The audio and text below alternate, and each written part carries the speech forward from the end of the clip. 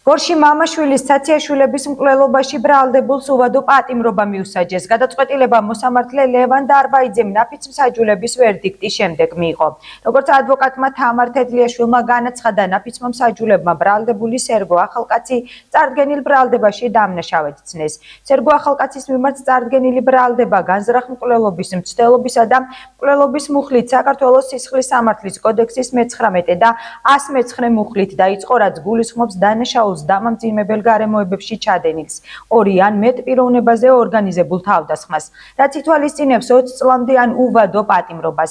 ლევან დარბაიძემ მაქსიმალური სასჯელი გამოიყენა. შემთხვევა 2025 წლის 28 აპრილს მოხდა. გამოძიებით დადგინდა, რომ გორში ერთ-ერთი სავაჭრო ცენტრის მიმდებარე ტერიტორიაზე შელაპარაკებისას ბრალდებულმა შურისძიების მოტივით ცეცხლსასროლი იარაღიდან რამდენჯერმე ესროლა მამაშვილს. მიღებული დაზიანებების შედეგად ერთი დაზარალებული ადგილზე, ხოლო მეორე საავადმყოფოში მიყვანის თანავე გარდაიცვალა.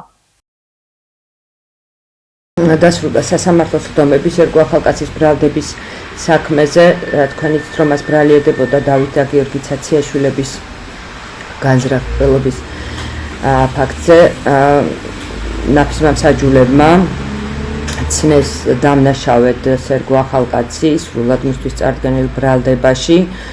გადაწყვეტილება მათ მიიღეს გვიან ღამით, ხოლო სასჯელის ზომაზე, რაც მოგეხსენებათ, არის უვადო თავისუფლების აღკვეთა, უკვე იმსჯელა ბატონმა ლევან დარბაიძემ მოსამართლემ. ამ საქმეში აღსანიშნავია უდაოდ ბრალდების მხარის სწორი სტრატეგია, რომელმაც სრულად დაარწმუნეს ნაფიც-მსაჯულები სერგო ახალკაცის დანაშაულში. შესაბამისად, ეს ბუნებრივია, რომ პროცესები მიმდინარეობდა ძალიან რთულ დაძაბულ ატმოსფეროში და რამოდენიმე თვე გაგრძელდა ეს ხდომები.